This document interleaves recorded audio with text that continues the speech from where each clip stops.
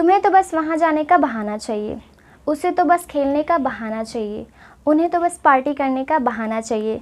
इस तरह के सेंटेंसेस आप अपने डेली लाइफ में ज़रूर यूज़ करते होंगे या फिर दूसरों को बोलते हुए सुनते होंगे।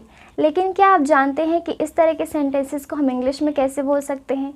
अगर आप नहीं जानते हैं तो आज के इस वीडियो में आप जानेंगे कि इस तरह के सेंटेंसेस को हम इंग्लिश में कैसे बोल सकते हैं। So hi everyone, my name is Dineshwari and I am your English trainer and आज के इस वीडियो में फिर लेकर आई हूँ आपके लिए अगेन एक new English sentence structure.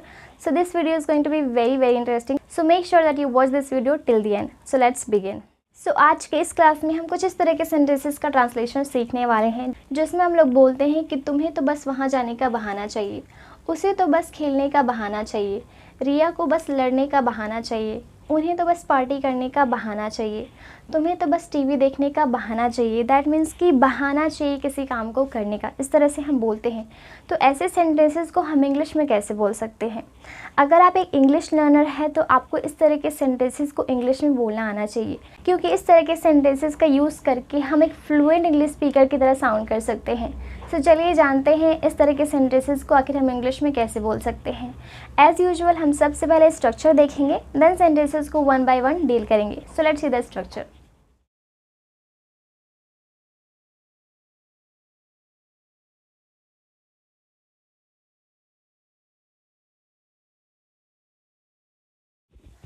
All right guys, तो ये रहा हमारा स्ट्रक्चर इस तरह के सेंटेंसेस को बनाने का। स्ट्रक्चर है subject plus just need an excuse plus two plus verb का first form. All right,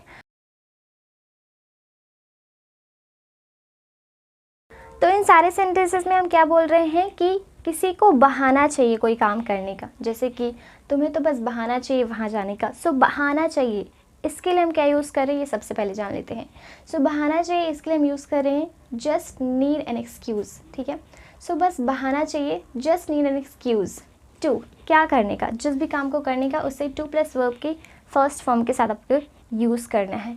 and then object अगर है तो, और नहीं है तो कोई दिक्कत नहीं है। ठीक है, अगर ऑब्जेक्ट है तो ऑब्जेक्ट लिखेंगे और नहीं है तो नहीं लिखेंगे। ठीक है, सो फर्स्ट सेंटेंस देखते हैं। तुम्हें तो बस वहाँ जाने का बहाना चाहिए।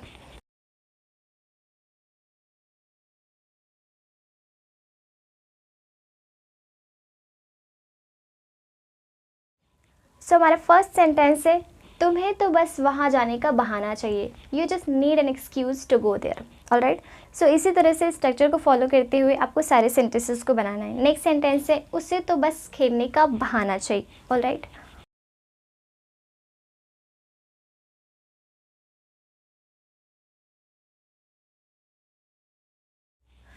ऑलराइट, सो उसे तो बस खेलने का बहाना चाहिए। He just need an excuse to play. यहाँ पर कोई ऑब्जेक्ट नहीं है इसलिए हमने ऑब्जेक्ट नहीं लिखा है। ठीक है, रिया को बस लड़ने का बहाना चाहिए।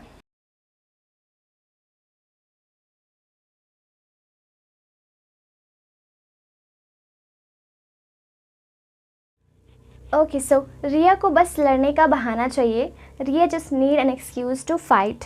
नेक्स्ट सेंटेंस है उन्हें तो बस पार्टी करने का बहाना चाहिए। वैसे आई फॉरगॉट टू राइट बस, बट आप लिख लेना। ठीक है, सो उन्हें तो बस पार्टी करने का बहाना चाहिए।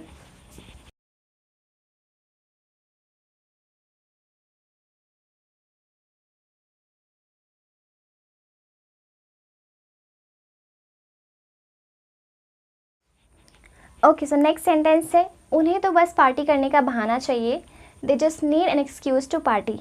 पार्टी जो होती है उसे भी इंग्लिश में पार्टी ही कहते हैं, पार्टी करना को भी इंग्लिश में पार्टी ही कहते हैं। ठीक है, ओके, सो हमारा लास्ट सेंटेंस है तुम्हें तो बस टीवी देखने का बहाना चाहिए।